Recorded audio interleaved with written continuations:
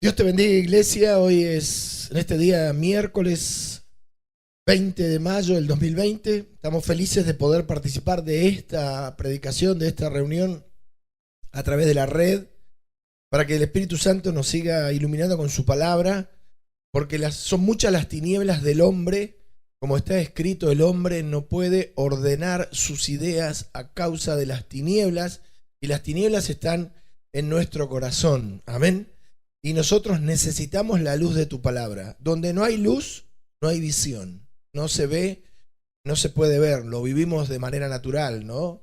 Si llegamos a una habitación en nuestra casa, para poder hacer algo ahí adentro de esa habitación, tenemos que primero ver la luz. Si no, nos movemos con dificultad, chocamos las cosas, no sabemos ubicarnos. Y eso es lo que hace la luz de Dios. Sin luz no hay vida. Por eso la luz venía a este mundo. Y esta luz era, como dijo Juan el apóstol, la vida de los hombres, hablando de la persona de Jesucristo. Por tanto, te invito a orar, según tu fe, el Espíritu Santo te va a ministrar y te va a revelar la palabra que vos necesites para caminar en esta luz y abrirte paso cada vez más solemne, serio y firme en estas tinieblas, las tinieblas de este mundo, en estas tinieblas que nos ahogan y nos rodean. Oramos. Amado Dios, te damos gracias por esta misericordia, porque como siempre te digo y no me voy a cansar de decírtelo, Señor, participamos por misericordia del Evangelio de nuestro Señor Jesucristo, a través de tu llamado, a partir de tu llamado, de esa misericordia que nos tuviste de llamarnos de las tinieblas a la luz admirable. Estábamos en el mundo, ajenos a las promesas, sin Dios, errantes, solos, angustiados, sin esperanza, en este mundo lleno de tinieblas, lleno de soledad, lleno de angustia, sin saber en qué tropezábamos, porque nuestros ojos no podían ver nuestros errores. Como está escrito, el hombre no ve su pecado, no ve su propio pecado, pero viniste tú a nuestras vidas y iluminaste, Señor, con tu luz maravillosa, más potente que 10 soles, nuestras tinieblas, y empezamos a discernir, a diferenciar, Señor, las tinieblas de la luz. Conocimos la senda que se fue iluminando al avance de nuestros pies, a cada paso a través de los días, de los meses y de los años, y de tu mano caminamos, Señor, hasta el día de hoy. Somos privilegiados de tener un Dios vivo y verdadero, de haber sido llamados para no morir en incredulidad o idolatría. Somos privilegiados de haber sido considerados por Dios en nuestra angustia y en nuestra soledad. Y como dijo Jacob, Señor, nos has acompañado todo el camino que hemos andado hasta el día de hoy. Bendice a tu pueblo, bendícelo con el discernimiento de tu palabra, con el convencimiento de pecado, con la iluminación de tu Espíritu Santo, para que todos nosotros, miembros de tu pueblo, podamos enderezar nuestros pasos al camino. Señor, gracias, gracias, muchas gracias. Encomiendo en tus manos la administración de tu Santo Espíritu a través de esta palabra, en el nombre de Jesús. Amén. Dios te bendiga, iglesia. Toma asiento en tu casa, ahí con tu familia. Te cuento, hoy es miércoles 20 de mayo del 2020 y el título de la predicación es sería el segundo mensaje de esta serie que empezó el domingo pasado, que es serios, sobrios y solemnes. 2. Serios, sobrios, solemnes. En realidad, sin la I. Serios, así nos quiere Dios, con sus cosas, con sus asuntos, sobrios, solemnes. El domingo pasado hablábamos de esto con mucha profundidad por misericordia y gracias al Espíritu Santo que nos ilumina. Y es muy importante que vos vuelvas a escuchar estos mensajes, los ores, si es posible los desgrabes, los medites, los estudies y los amplíes con aquellas cosas que el Espíritu Santo te dé a vos, de manera particular, con la administración personal del Espíritu. Te sirva esto de un disparador para que cada vez te tomes las cosas más en serio. Como decíamos el domingo pasado, la vida espiritual no es un chiste, no es una joda, como se comenta ahí en el barrio, una joda, un chiste. Y nosotros como sociedad somos muy livianos, muy superficiales. No tomamos en serio la vida, ni siquiera creo que la mayoría se tome en serio a sí mismo. Cuando llegamos al Evangelio, nos encontramos con la persona de Dios el Padre, el Espíritu Santo y Jesucristo, y nos convocan ellos para que los tomemos en serio, que seamos serios con ellos. Lo mismo nos pasa a nosotros. Yo meditaba mucho estos días sobre el hecho de que qué feo que es cuando no te respetan. Quien sea, un hijo, tu esposa, tu marido, en el trabajo. Qué feo que es cuando te menosprecian. Te sentís mal. ¿Qué significa feo? Te sentís mal, te sentís deprimido, angustiado, en soledad. Te planteás realmente si no es justo que te menosprecien porque considerás que no tenés valor, porque no te valoran. Y esto hablando de las personas que no te toman en serio, que cuando vos decís algo te menosprecian con una frase clásica como diciendo, ¿Vos? ¿Pero qué hablás vos si vos no servís o no vas a poder hacerlo? ¿Sí? Es muy feo. Es agresivo, es feo, como te digo, agresivo, es feo, es triste y te deja solo y te separa de la otra persona. Nosotros como sociedad, si hay una cosa que no aprendimos como sociedad, en el país que vivimos, la Argentina, es la responsabilidad. Y no somos responsables porque no nos tomamos las cosas en serio. Nosotros somos una sociedad que básicamente está criada para la supervivencia, o sea, sobrevivir. Sobrevivir a como dé. Sobrevivir. Poder tener dinero como sea, poder comprar lo que nosotros queremos o nos hace falta, pensamos, y sobrevivir. Pasar el día, pasar el mes, pasar el año. No sirve. El domingo vamos a hablar más, que viene, vamos a hablar más en profundidad de esto, de por qué somos así. ¿Por qué vivimos así? ¿Cuál es la raíz espiritual que nos tiene en esta condición? Cuando llegamos al Evangelio nos encontramos con las cosas de Dios. Y las cosas de Dios son en serio. Porque la Escritura bien dice que cada vez que el Señor habló, las cosas se cumplieron. Inclusive lo último, por así decir, de la nación de Israel, fue la profecía que nuestro Señor Jesucristo dio sobre que en ese lugar no iba a quedar piedra sobre piedra. Era alrededor del año 30, 33. Faltaban capaz alrededor de 38, 40 años. Pero se cumplió. No quedó piedra sobre piedra. Cuando Jesús iba camino a la cruz, las mujeres, la gente, lloraba desconsoladamente, al estilo oriental, probablemente con gritos desgarradores, sobre la condición de Jesús, que tenía una imagen deplorable, porque estaba destruido por el castigo romano, su imagen todo ensangrentado, y cargando la cruz los primeros pasos, hasta que fue ayudado. La verdad que era para llorar por él, llorar por cómo, en términos naturales, cómo estaba terminando Jesús, aunque espiritualmente sabemos que había vencido, que estaba venciendo. Y cuando fue así, él dijo en ese camino, no lloren por mí, lloren por ustedes y por sus hijos, porque se venía sobre Jerusalén la destrucción, porque había resistido al Mesías, lo había llevado a un juicio injusto y lo había condenado. Estaba escrito, pero ellos fueron los culpables, esa generación, y no quedó piedra sobre piedra. O sea que las palabras que el Señor habló, el profeta mayor que tuvo Israel, se cumplieron y la nación desapareció. Israel desapareció de sobre la faz de la tierra hasta 1945. O sea que fue en serio. Jesús dijo, acá no queda piedra sobre piedra. Y la gente miraba el templo, miraba los alrededores y decía, pero ¿cómo no va a quedar piedra sobre piedra? ¿Cómo todo esto va a ser una ruina, va a quedar destruido? Imposible, se cumplió. Se cumplió absolutamente. se cumplieron las palabras del Señor. Y cada vez que Dios habló, se cumplió.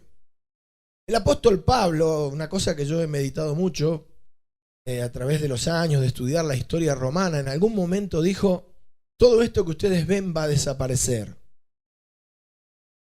Y se refería al imperio. Probablemente ninguno de nosotros, ni siquiera interesados en la historia romana, podamos dimensionar a ciencia cierta lo que era Roma. Realmente lo que era Roma, porque Roma no era el imperio de un país. Roma era el imperio de una ciudad, construido a partir de una ciudad, no de una nación.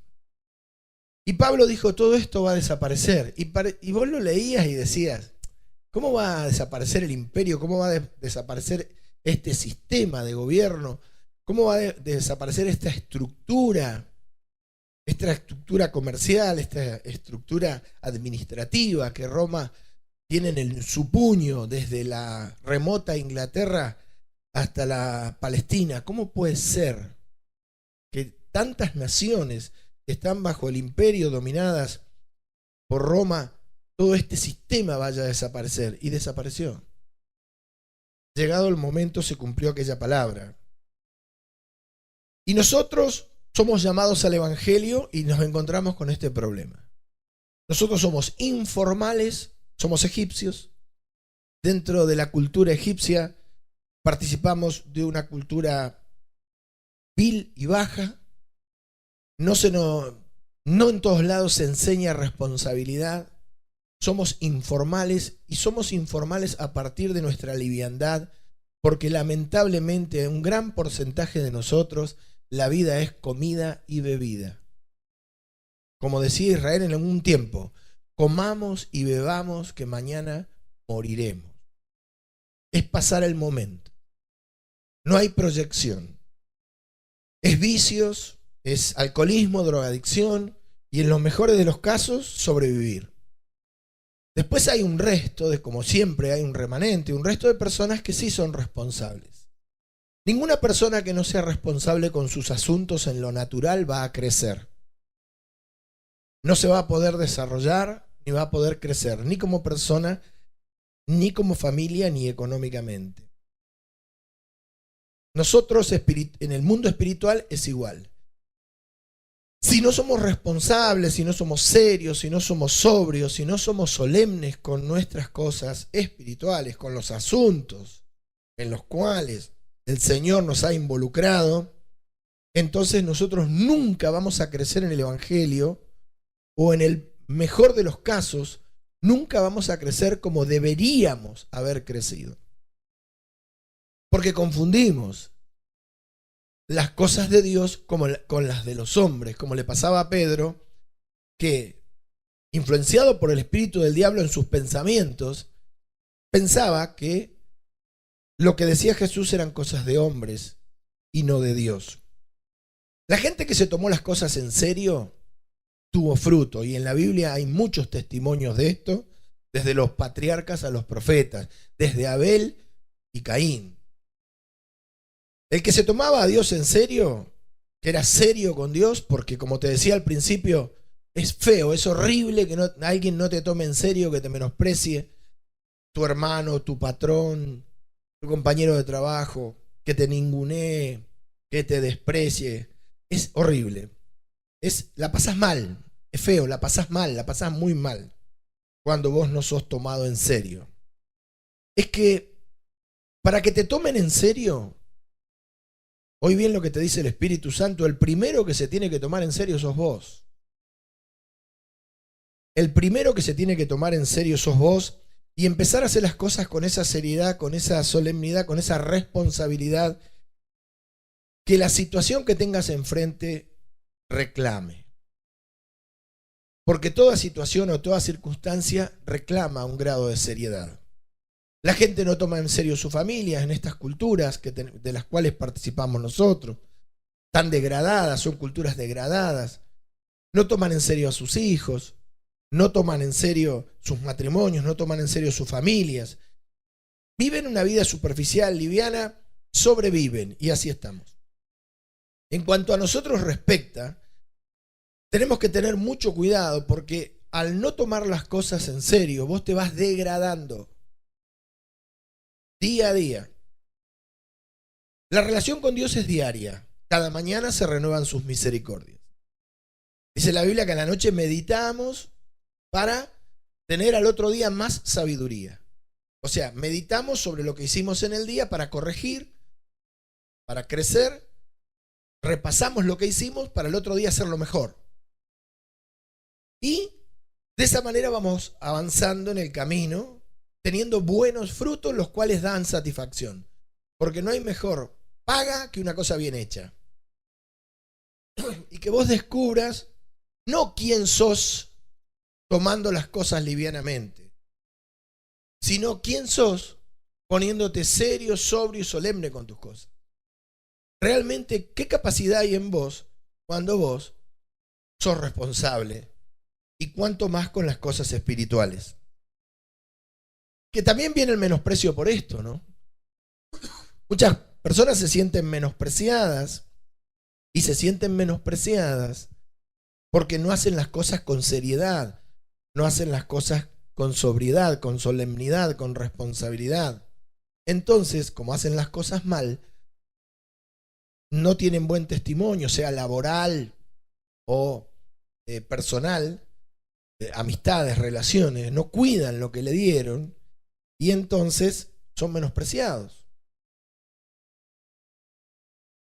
Porque si vos contratás a un electricista, por ejemplo, en tu casa y te hace un buen trabajo, lo vas a valorar, vas a hablar bien de esa persona, pero si te hace un desastre, la vas a menospreciar, y así con el albañil, y así con el médico, y así con el arquitecto, con el ingeniero, con lo que sea, al cual vos tengas que acudir para que te dé un servicio. La persona que da un buen servicio es respetada, es considerada. Uno se muestra agradecido, tiene una actitud. Lamentablemente en el Evangelio no pasa mucho esto, pero es un problema cultural y nosotros debemos arrepentirnos de no tomar nuestra vida en serio, de permitir que el enemigo nos degrade y busque nuestra ruina continuamente y nosotros seamos cómplices del ladrón. Cómplices del ladrón espiritual que es el diablo, que cada día viene para quitarnos las cosas que tenemos y, si es posible, lo poco que nos queda. En la forma de hablar, en el vocabulario, en la forma de pensar, en los desafíos, en todo lo que tengas por delante en la vida. Cuando David termina su reinado, sube Salomón al trono, su hijo, y reina 40 años. 40 años. Salomón empieza bien, termina mal. Salomón termina mal porque siendo mayor, anciano, en aquella época alrededor de 50 años, dice la Biblia que sus mujeres desviaron su corazón y lo llevaron a la idolatría. En Primera de Reyes 11:1, vamos a leer, Primera de Reyes, vamos a meditar en la palabra. Salomón terminó, o como dice el Espíritu por boca de Pablo en Gálatas, Salomón empezó en el Espíritu y terminó en la carne. En Primera de Reyes 11:1 dice la Escritura, pero el rey Salomón amó, además de la hija de Faraón, a muchas mujeres extranjeras, de las de Moab, a las de Amón, a las de Edom, a las de Sidón y a las Eteas, haciendo alianzas con mujeres extranjeras, probablemente alianzas comerciales. Estas mujeres eran de varias razas, de varios países alrededor, con los cuales Israel tenía relaciones en el reinado de Salomón. Dice, gentes, versículo 2, de las cuales Jehová había dicho a los hijos de Israel, no os llegaréis a ellas. O sea, no te mezcles con estas civilizaciones, con estas culturas, porque son culturas viles y bajas, son culturas degradadas, son culturas bárbaras, y vos sos hijo mío, sos hijo de Dios. Hay una diferencia entre la luz y las tinieblas. No os llegaréis a ellas, ni ellas se llegarán a vosotros, porque ciertamente harán inclinar vuestros corazones tras sus dioses. Bueno, punto. Dice, a estas, a las cuales le habían dicho a Salomón, no te juntes. ¿Qué hizo Salomón? Se juntó. ¿Con qué se juntó? Con amor. No solamente se juntó, sino que se juntó, las sumó a su familia, a su vida, tuvo cientos de concubinas, cientos de mujeres de reinas en su harén, como si fuera un rey mundano, con amor. Le habían dicho que no lo hagas, porque esto te va a degradar, esto te va a ir carcomiendo tus virtudes, va a ir carcomiendo todo aquello que lograste en mi presencia, dones se van a ir enfriando, vas a ir perdiendo validez, vas a ir perdiendo unción, vas a ir perdiendo virtudes, como te decía, te vas a poner vil y bajo. Bueno, Salomón fue y se unió con amor, o sea, nada de un fin de semana, ¿no? Acá el versículo 3 te dice que tuvo 700 reinas y 300 concubinas y sus mujeres desviaron su corazón. Y acá quiero ir contándote algo así. Salomón, vamos a ver a dónde llegamos, ¿no? Al final de su reinado ya empezó la cosa a degradarse. Después vino Roboán y Jeroboam. Roboán era el hijo de Salomón. Jeroboam no, era hijo de Nabat, era un siervo de Salomón. Al Salomón desobedecer a Dios, se empezó a degradar y empezó a dar lugar a las tinieblas. El diablo empezó a entrar en Israel. Porque cuando vos no tenés obediencia, le das lugar al diablo. Y la luz pasa a ser tinieblas. O como está escrito, Salomón amó. Al amar estas mujeres paganas y mundanas, amó más las tinieblas que la luz. Y acá no es una cuestión de género. De si las mujeres, si la Biblia dice que las mujeres desviaron su corazón. Cuando la Biblia dice que las mujeres de Salomón desviaron su corazón, no está hablando mal de la mujer. Está hablando mal de Salomón, porque Salomón terminó siendo un mujeriego. Entonces, por ir tras los deseos y las pasiones de mujeres mundanas y paganas que no tenían al Señor en su corazón y el Espíritu Santo, por mujeriego, terminó, como dice Proverbios 31, terminó perdiendo lo que Dios le había dado, porque se fue convirtiendo a las tinieblas de ellas, que no era una cuestión de género, era una cuestión espiritual. ¿Qué es lo que pasa hoy? Por eso la Biblia dice que vos no tenés que permitir, si sos creyente responsable, que tus hijos tengan yugo desigual. Obviamente, va a llegar una edad de tu hija o de tu hijo donde vos no se lo vas a poder impedir, pero mínimamente tenés que estar en desacuerdo. O decirle, yo esto no lo apruebo, yo me mantengo dentro de lo que está escrito. Esto va a terminar mal. ¿Vos lo querés hacer? Yo ya te lo dije. Oponerte a las tinieblas, para que las tinieblas no te coman, no te venga el diablo a robar todo lo que Dios te dio. Salomón tuvo un hijo, Roboam. Roboam reinó sobre Judá y el reino se dividió porque la consecuencia del pecado de Salomón fue que todo el trabajo que había hecho el Espíritu a través de David se pierda. Quedó el reino del norte y el reino del sur. Pasaron 90 años. Pasaron 90 años. La verdad que poco tiempo, ¿no? Bastante poco, 90 años. Ponele una generación y media. Para que el Espíritu Santo diga que el altar de Dios estaba arruinado en días de Acab, como leíamos el domingo pasado. Poco tiempo realmente. De la gloria de Salomón a la ruina del altar. O sea, la ruina de la nación fue la ruina del altar. En una figura. La ruina material de Israel fue la ruina espiritual. Fue a consecuencia de la ruina espiritual. 90 años. ¿Qué pasó en esos 90 años? Bueno, apareció Jeroboam, un hombre del pueblo, que hizo lo malo ante los ojos de Jehová, como dice Primera de Reyes 15:26. Se quedó con el reino del norte. Israel, a Roboam, el hijo de Salomón, le quedó la tribu de Judá. y media de Benjamín y Jerusalén, el templo. Apareció Roboán e hizo lo malo. Jeroboán hizo lo malo ante los ojos de Jehová, andando en el camino de su padre y en los pecados con que hizo pecar a Israel. ¿Sí? Primera de Reyes 15:25 dice: Nadab, hijo de Jeroboán, comenzó a reinar. Jeroboán, hijo de Nabat, reinó en Jerusalén 22 años. Después apareció Nadab, como te dije, Primera Reyes 15:26, que hizo lo malo como lo había hecho Jeroboán su padre.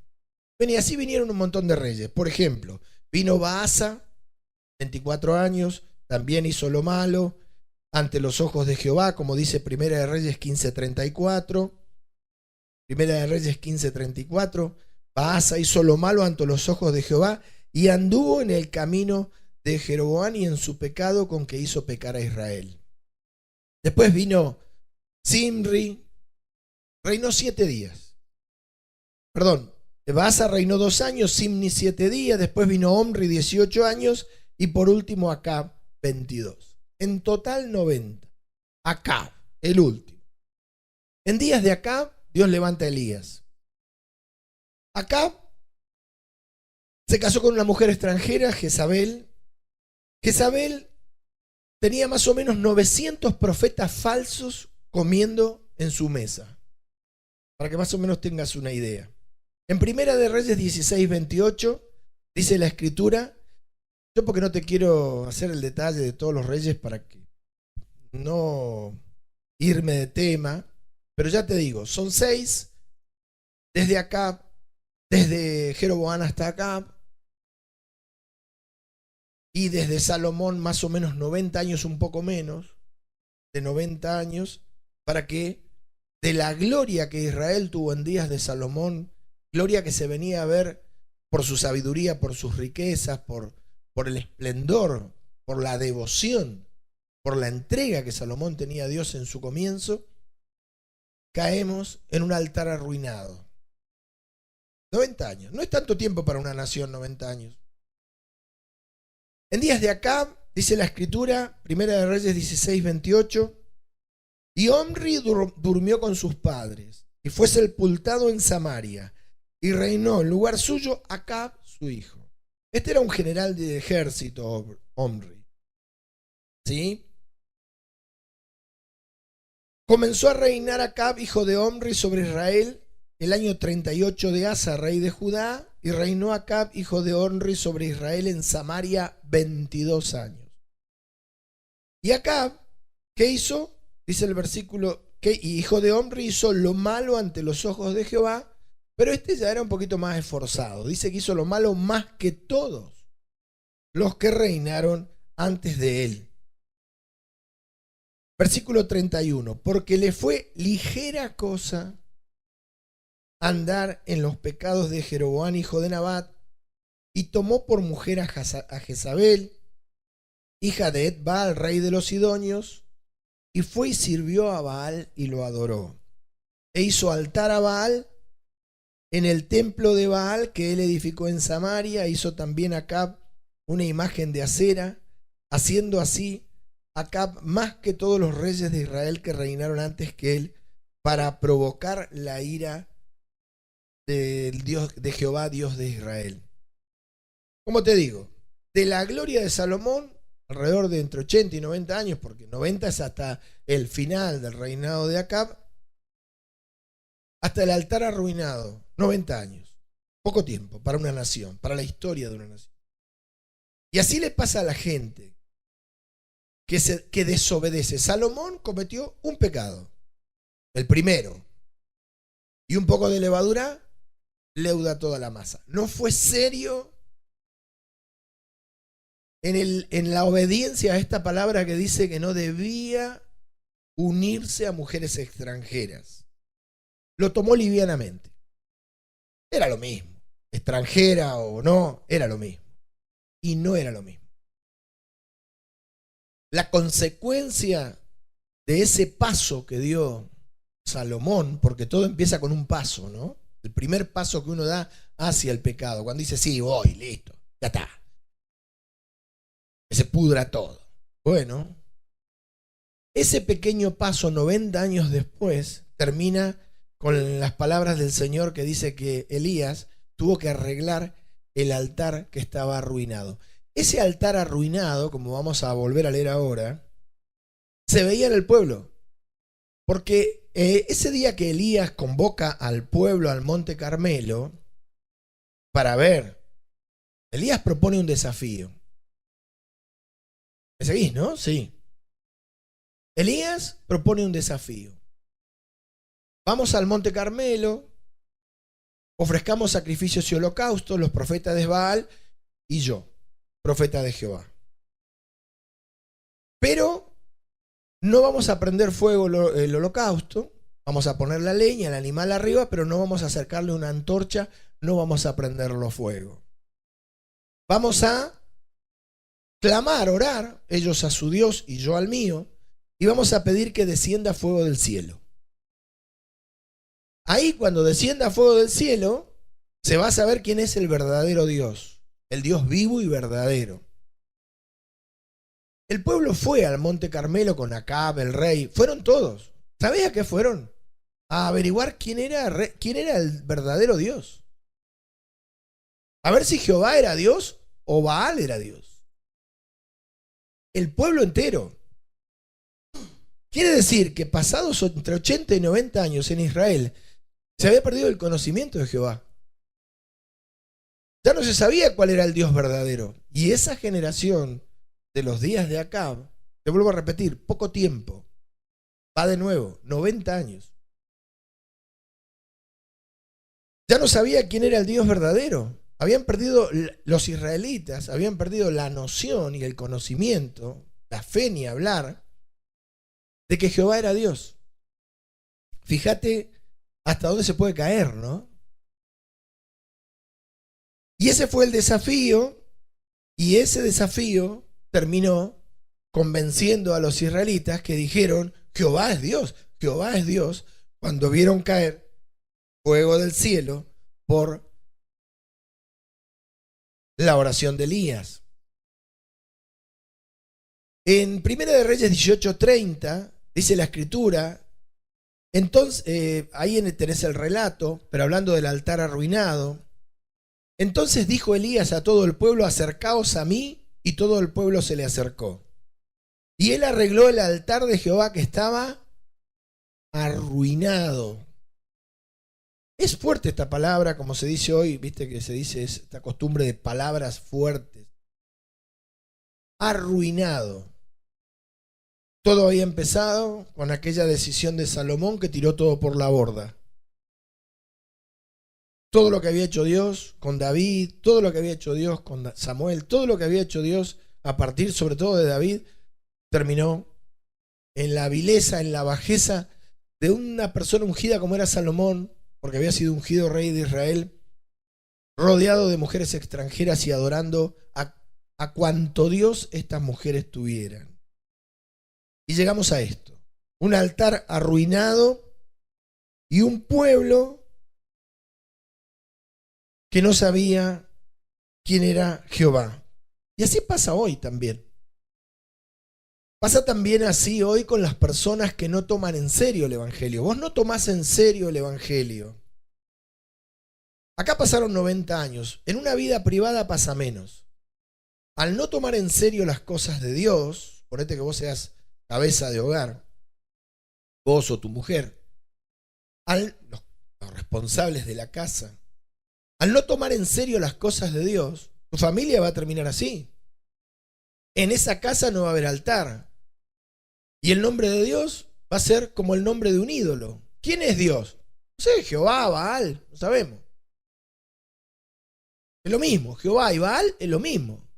Porque como acá nunca se le dio valor a las cosas espirituales o a la Biblia o a la palabra o a la oración y se puso el nombre de Dios en alto para nosotros, la Virgen María y Jesús es lo mismo.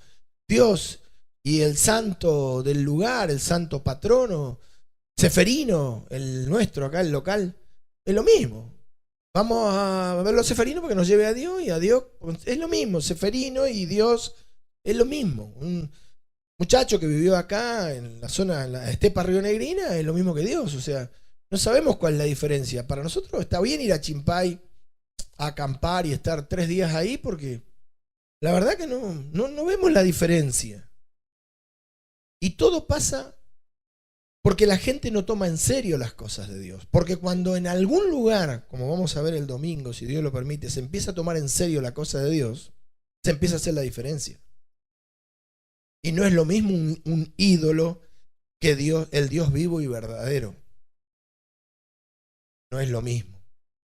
Y cuando en una casa se empiezan a tomar en serio las cosas de Dios, se empieza a tomar en serio la palabra, la oración y las decisiones, y cuando Dios te dice no es no, la obediencia, en esa casa se empieza a ver la diferencia entre los ídolos y el Dios vivo y verdadero. Se empieza a ver la diferencia.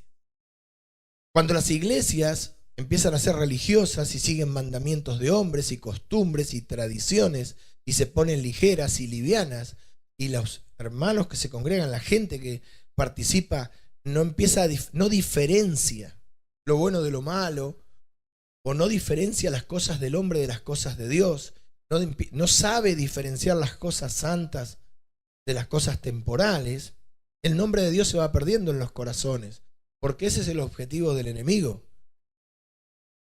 Suplantar en el corazón del hombre el nombre del Dios vivo y verdadero por ídolos e idolatría.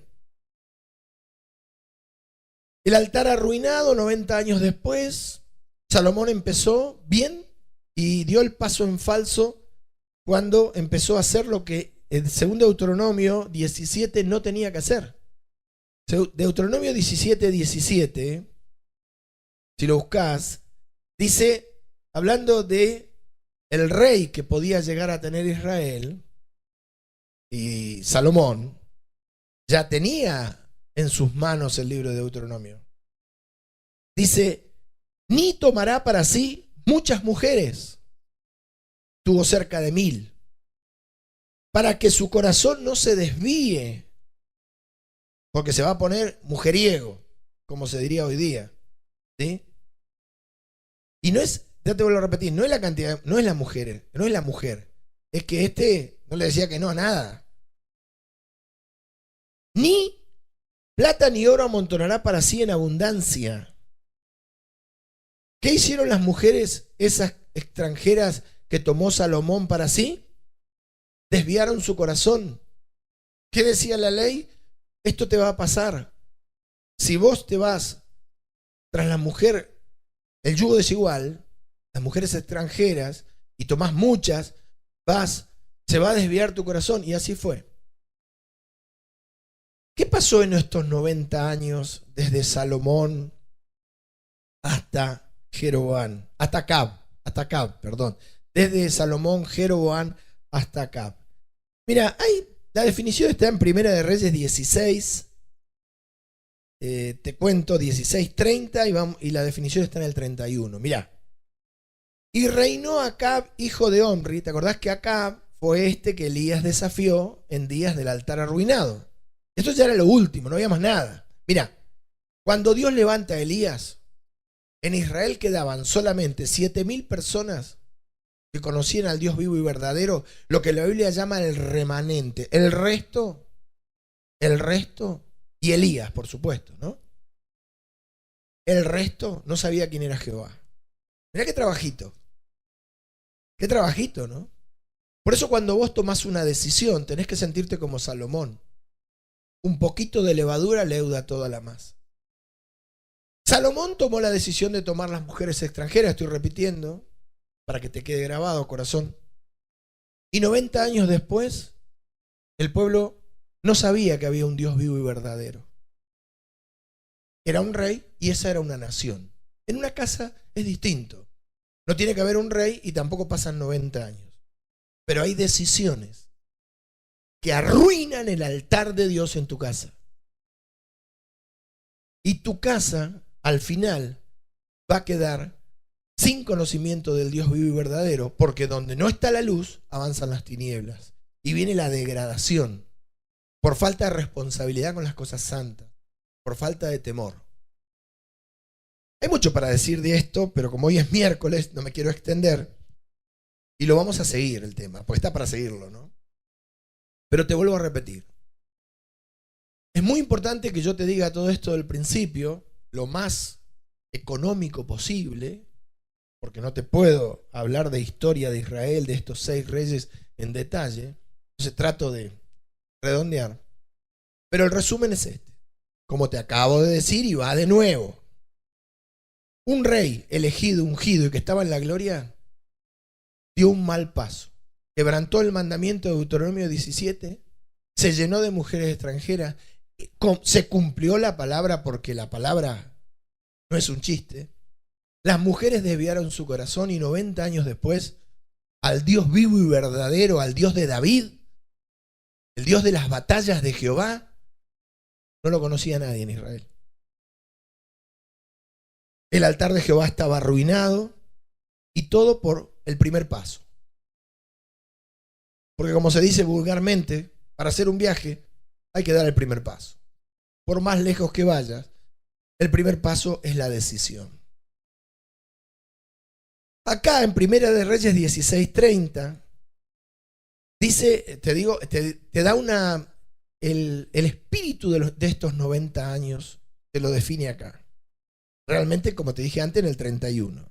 Y reinó Acab, hijo de Onri, sobre Israel en Samaria 22 años. Y Acab, hijo de Omri, hizo lo malo ante los ojos de Jehová, más que todos los que reinaron antes de él. Fíjate esto, habían pasado 6 reyes, ¿sí? Como te dije. Acab era el 6º desde Jeroboam. Cada vez que venía un rey, venía peor la cosa, porque así es el pecado. El que sigue está más degradado que el anterior, y el que viene después, el hijo de este, está peor que el padre. Y acá dice que hizo más que todos los que reinaron antes de él, o sea, era el peor de todos, porque el pecado nunca mejora la cosa. La situación, la cosa, la situación de un hombre, de una casa. Al contrario, te degrada cada vez más. Y así vamos nosotros como sociedad. Porque nos vamos despedazando como sociedad. ¿O no lo ves? Sí, nos vamos despedazando. Porque hay una sola forma de parar esto.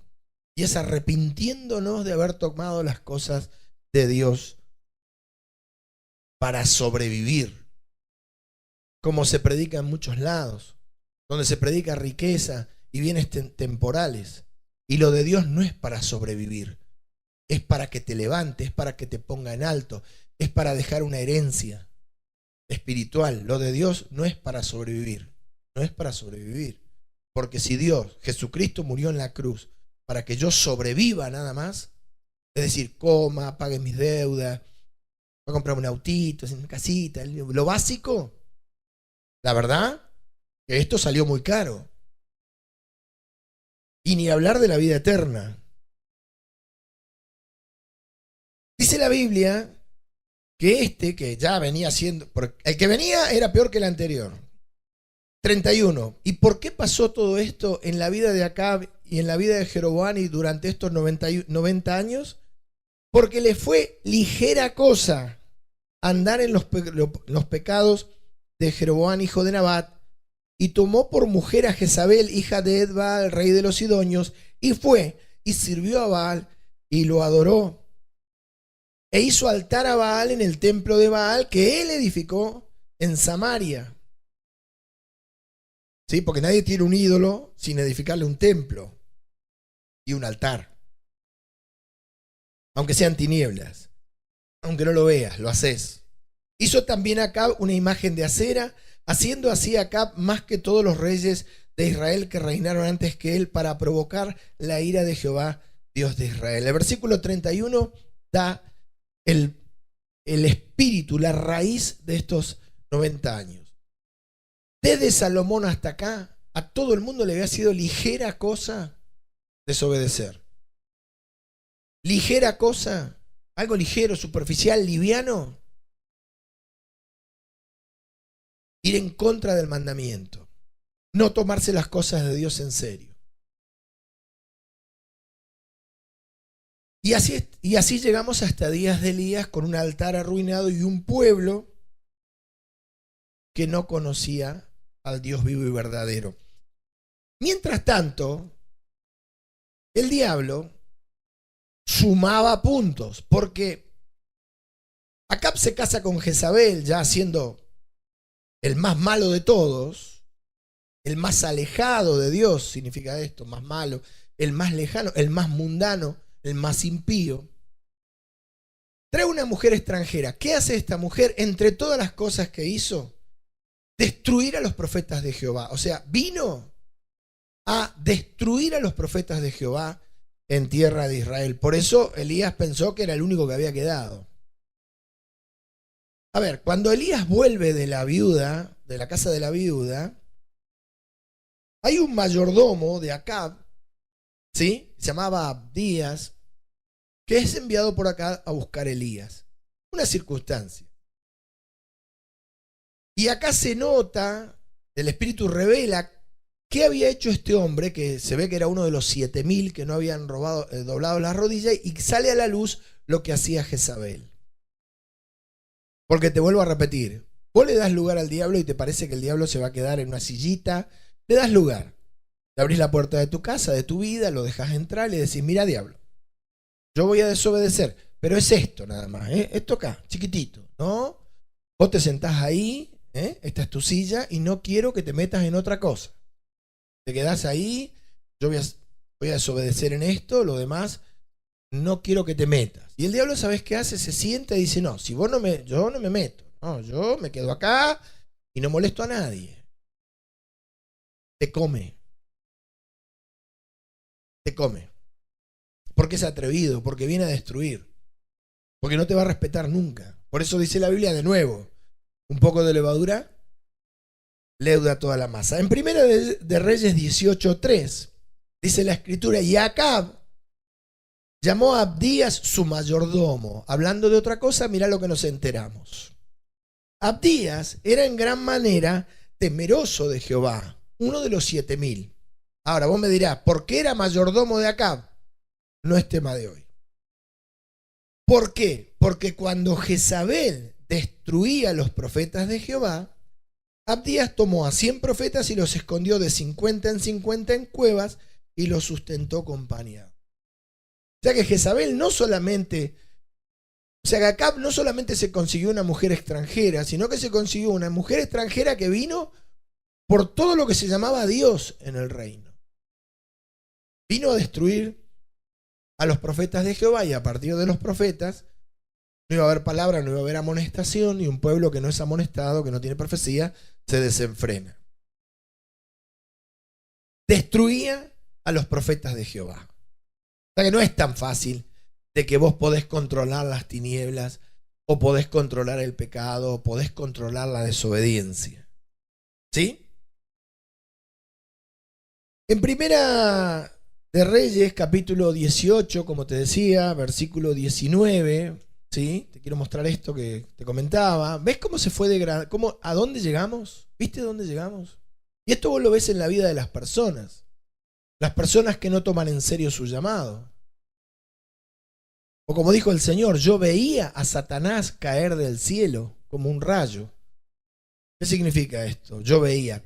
En el original dice como que Dios contemplaba la caída del diablo, que no fue, agarró y cayó, sino que empezó a dar pasos, empezó a tomar decisiones, empezó a hacer contrataciones, empezó a rebelarse, empezó a construir su caída. Porque tu caída la construís vos. La caída de Israel hasta los días de Acab la empezó a construir Salomón. Salomón puso el primer ladrillo o la piedra fundacional.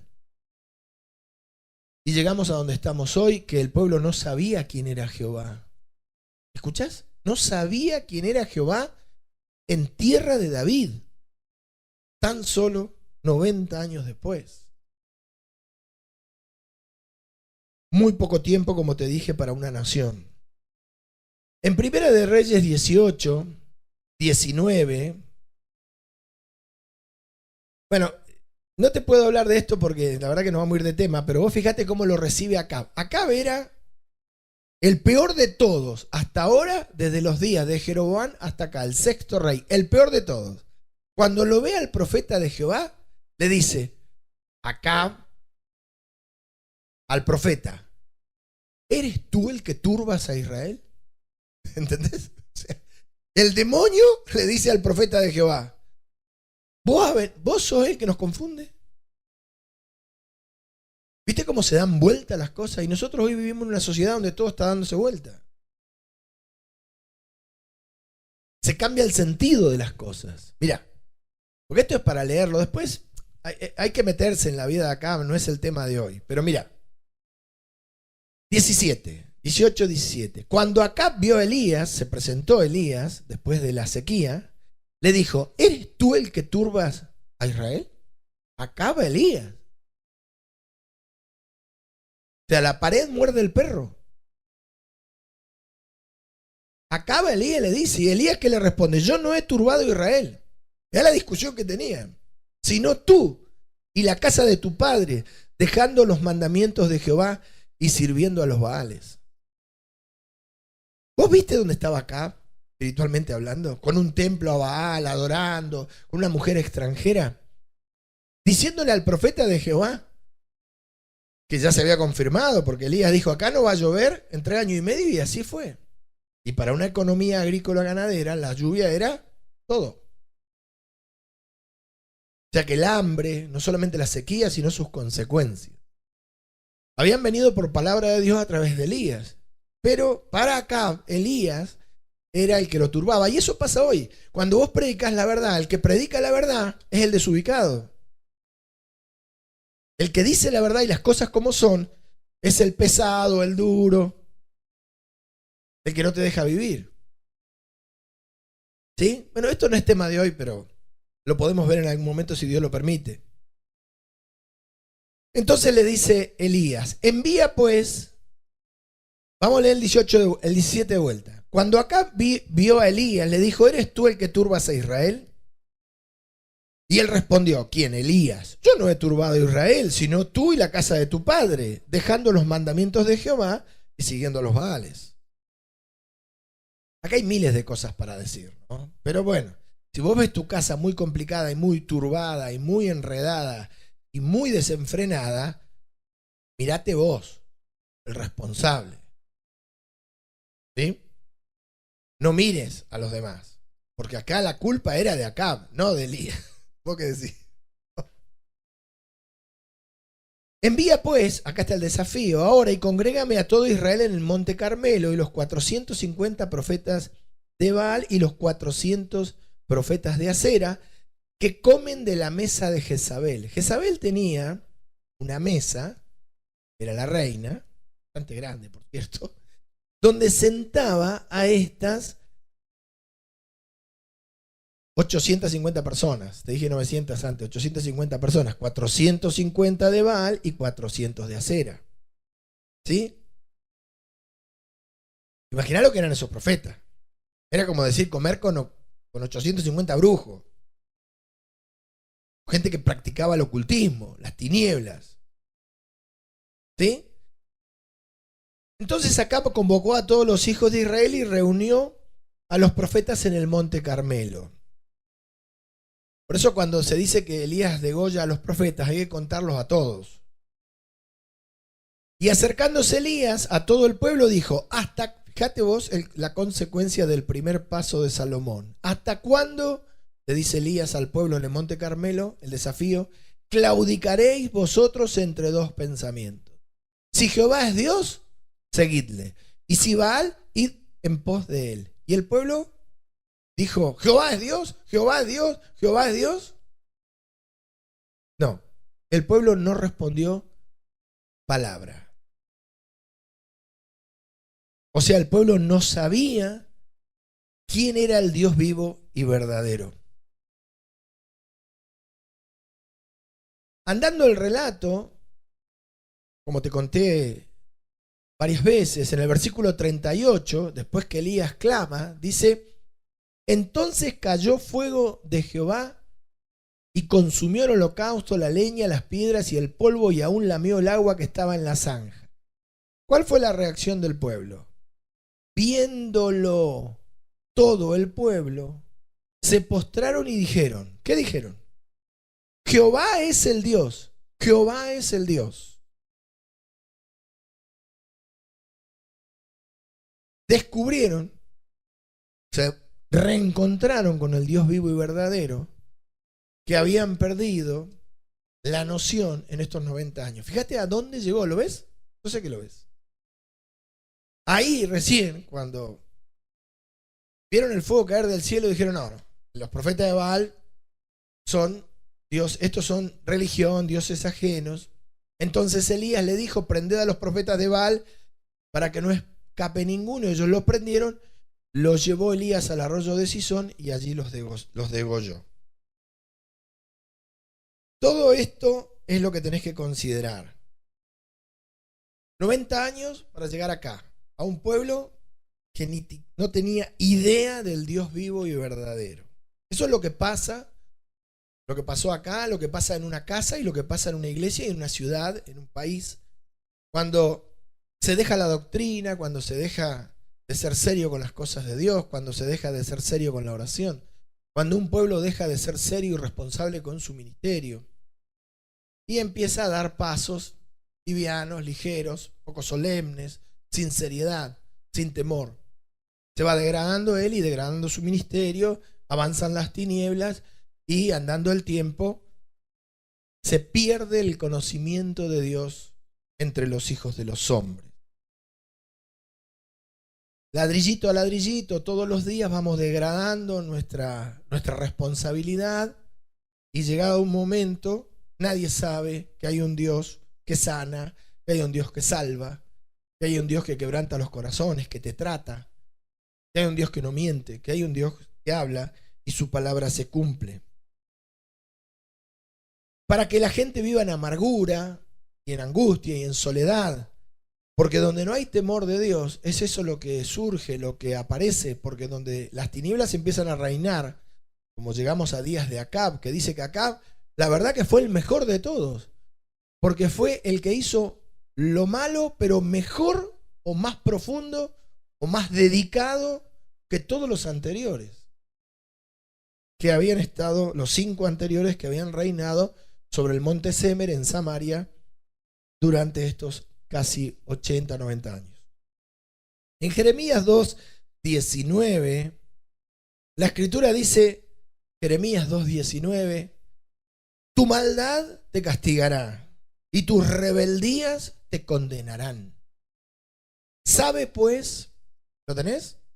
Dice, sabe o fíjate, aprende esto y ve, lo vas a comprobar, cuán malo y amargo es el haber dejado tú a Jehová tu Dios y faltar mi temor en ti, dice Jehová de los ejércitos. Por eso te decía al principio que cuando una persona o un pueblo empieza a considerar cosa liviana su desobediencia, o como dice Jeremías 3:9, liviana su fornicación, su idolatría, le empieza a perder el respeto a las cosas de Dios. Jesús dijo las cosas de Dios y las cosas de los hombres. Por eso nosotros decimos las cosas de Dios. Le empieza a perder el respeto a la salvación de su alma, a la palabra. Se empieza a mimetizar con el mundo y a confundir las tinieblas con la luz, lo amargo por dulce, lo dulce por amargo, cambiarle el sentido de las palabras. No tiene celo por la palabra, no tiene temor por la palabra de Dios, no mantiene la santidad, no se cuida de ser ligero, de ser liviano, de menospreciar las cosas de Dios. Empieza la degradación y la decadencia.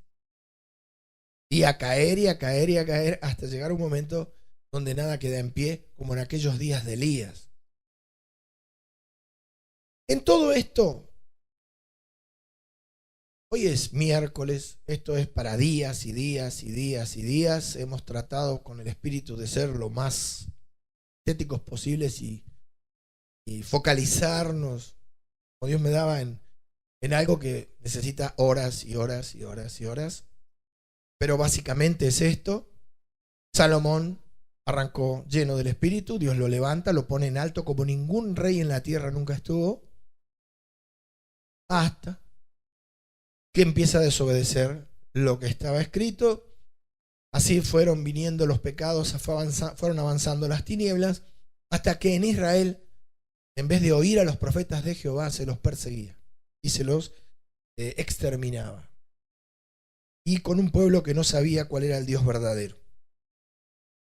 Probablemente hay un concepto equivocado sobre la consagración. Hay miles de cosas para terminar esto, porque la liviandad que te va carcomiendo las virtudes y los valores que Dios fue edificando en tu corazón con tanto trato y con tanta dificultad, porque nosotros nos cuesta crecer, nos cuesta aprender del Espíritu Santo, nos cuesta entender, discernir y entender que Dios nos quiere poner en valor. Por eso la Biblia dice levantar, ¿no? Que Dios quiere instalar en nuestro corazón bien claros los diáfanos conceptos de la santidad y del apartarse de las tinieblas, porque no nos conviene la comunión con las tinieblas a nosotros, porque la tiniebla te come, como te digo, de nuevo, te degrada, te va mordiendo, te va comiendo, te va sacando, y un día no tenés nada más que oscuridad, pozo de la desesperación, angustia, soledad. Porque así vive el que está sin Dios. Como dice el Salmo, no te alejes de mí porque la angustia está cerca. Y en cuanto a la consagración y la santidad, que es lo contrario a la liviandad y a la falta de respeto por las cosas de Dios y a la degradación, porque lo que vemos hoy de Salomón acá es la degradación, la decadencia. Es una palabra muy usada en historia. Dice, habla de la decadencia de las civilizaciones. Auge y ascendencia, auge y decadencia de las civilizaciones. El Evangelio no es para sobrevivir. El Evangelio es para vida eterna. El Evangelio no es para comer y para ser rico. El Evangelio es para ser lleno del Espíritu y separar las tinieblas de la luz. Es para ser responsable con las cosas de Dios, temeroso. Porque si no, terminás como Acab o como el pueblo de Israel. Llega un momento que en tu casa no se sabe quién es Dios. Y en cuanto a la santidad, hay un pro y un contra. Cuando vos hablás de consagrarse, estos mensajes, este tipo de palabra que el Espíritu está dando, del otro lado generan la discusión sobre si vos para consagrarte, cómo tenés que hacer, cómo tenés que actuar con el mundo y demás, porque si vos te consagrás, tenés que apartarte, entonces no vas a saludar más a nadie, no te vas a juntar más con nadie, y cada vez que veas a un pecador lo vas a señalar y le vas a pegar un tiro en la cabeza. Porque vos sos santo y el mundo es impío, y vos tenés que ser serio, sobrio, solemne con las cosas de Dios, y tenés que salir a degollar a todos los profetas de Baal, y que no quede ninguno que no sirva a Jehová. No es así. Y el problema, ¿sabes en dónde radica? Que el que tiene que ser serio, sobrio y solemne, sos vos. Yo soy el que tiene que ser serio, sobrio y solemne. Porque yo quiero, yo personalmente, y espero que vos quieras lo mismo, yo quiero que el nombre del Señor sea puesto en alto y sea conocido como el Dios vivo y verdadero. El único Dios vivo y verdadero. Porque sé lo que es vivir sin Dios y sin esperanza. Y no se lo deseo a nadie. Así como se dice en el mundo, la muerte no se le desea a nadie. Porque vos también vas a morir. Y hay un temor en eso. Si morite. El otro dice, morite vos. Ay, yo no me quiero morir. Acá, estar sin Dios no se lo deseo a nadie. Entonces, ¿cuál es el problema? Cuando Dios me dice a mí, te dice a vos, como te está diciendo estos días, y probablemente te diga el domingo de nuevo, serio, sobrio, solemne, te lo está diciendo a vos. Hacelo.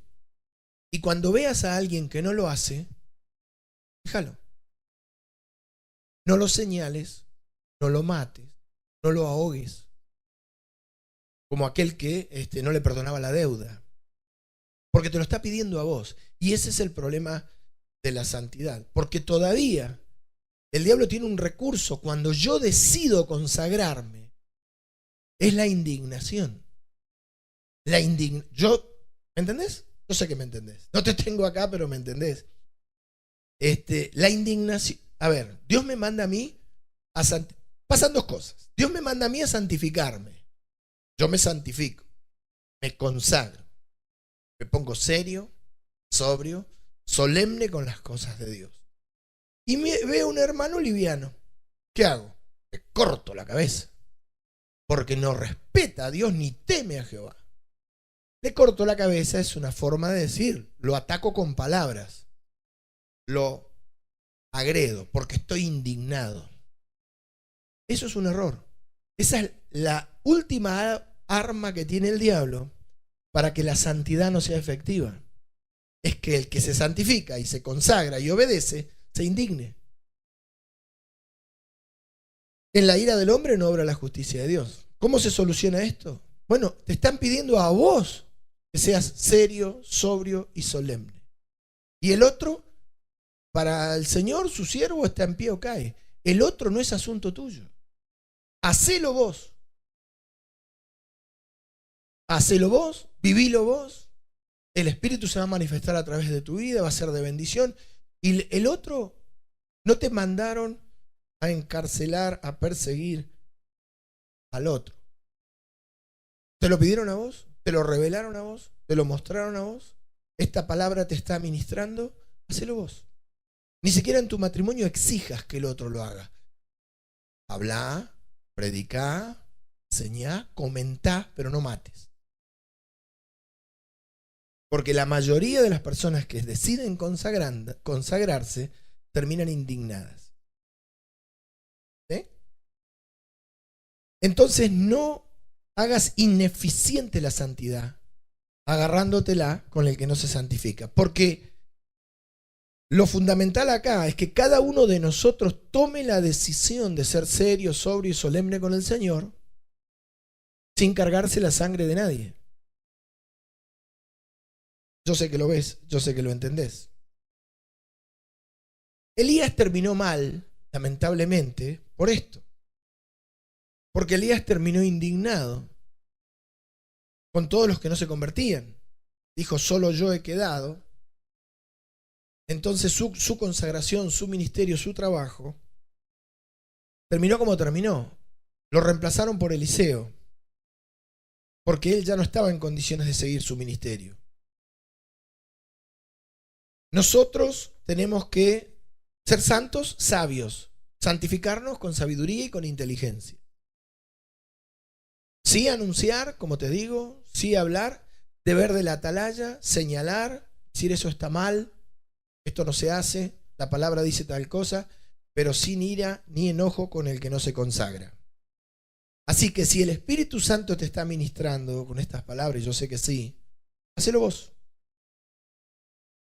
Porque si lo haces vos y no lastimás a nadie, vas a edificar más de lo que destruís.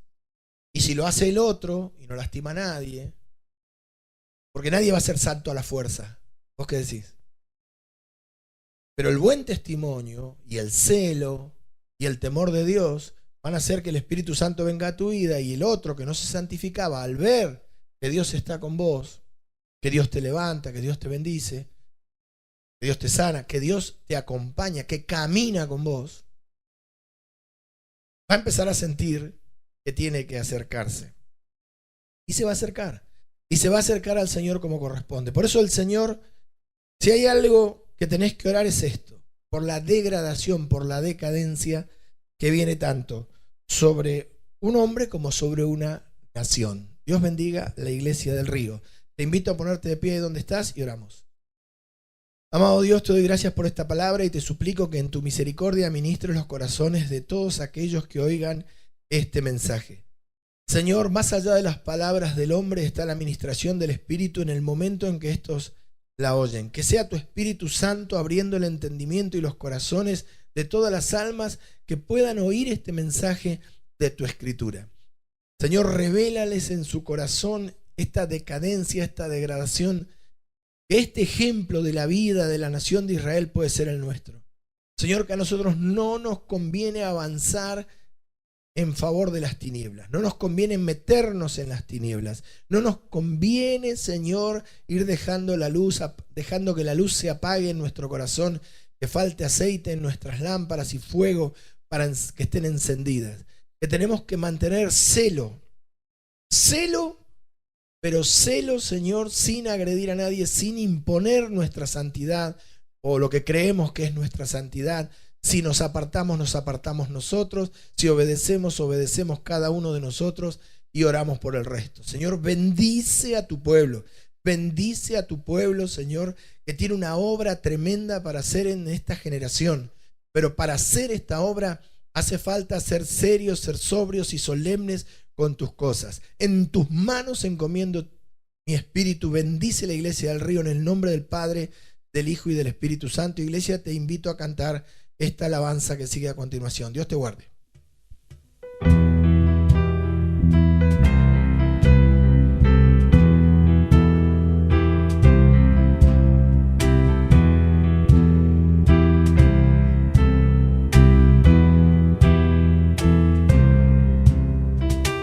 Él es el Rey infinito en poder, Él es el Rey de los cielos. Seré para Él siervo fiel, pues mi vida compró con su amor. Él es el Rey, lo confiesa mi ser, Él es el Rey de los siglos. Mi vida la rindo a sus pies, Él es Rey sobre mi corazón. Él es el Rey, Él es el Rey, Él es el Rey de mi vida. Él es el Rey, Él es el Rey, reina con autoridad. Su reino eterno es, su trono el cielo es. Él es el Rey que viene a su pueblo a llevar. Aleluya, amén. Gloria a Dios, iglesia. Él es el Rey infinito en poder, Él es el Rey de los cielos. Seré para Él siervo fiel, pues mi vida compró con su amor. Él es el Rey, lo confiesa mi ser, Él es el Rey de los siglos.